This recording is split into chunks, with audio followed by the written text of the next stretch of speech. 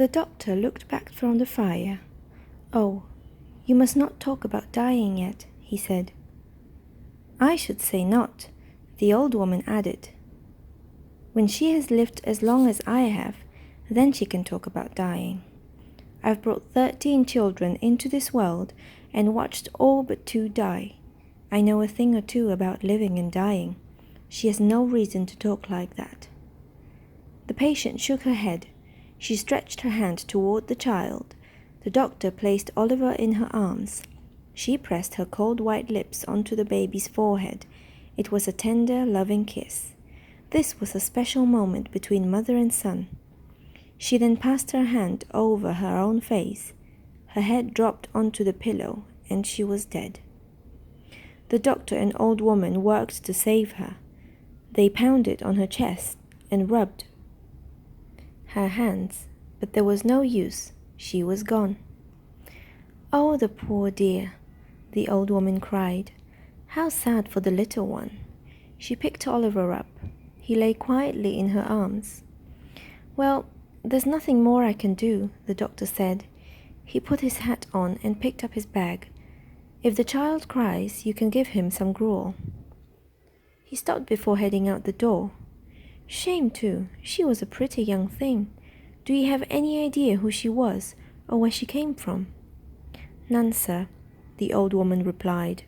"She arrived last night during that terrible rain. No shoes, no bags. She was very sick and ready to give birth." The doctor walked back on to the bed. He raised the young woman's left hand. "The same old story," he said, shaking his head. "I see there's no wedding ring. Ah, well, good night," he said, and quickly walked out the door.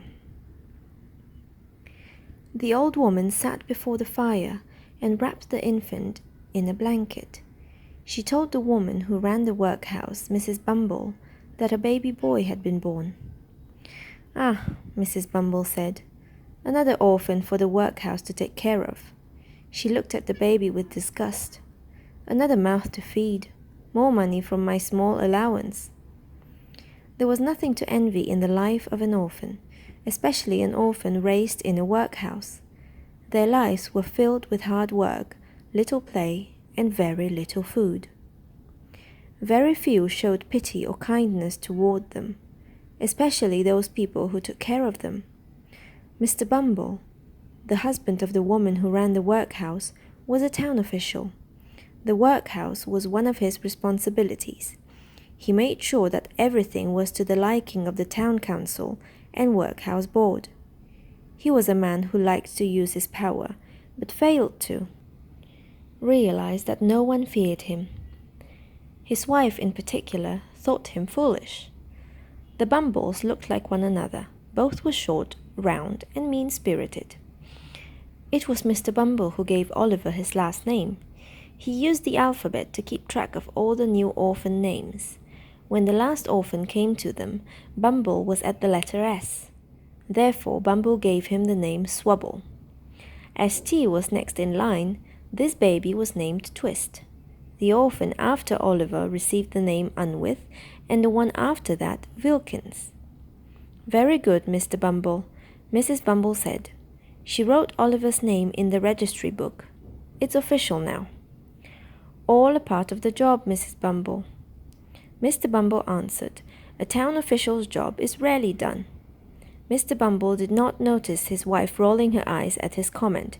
He was too distracted by a screaming baby beside him. Oliver cried loudly.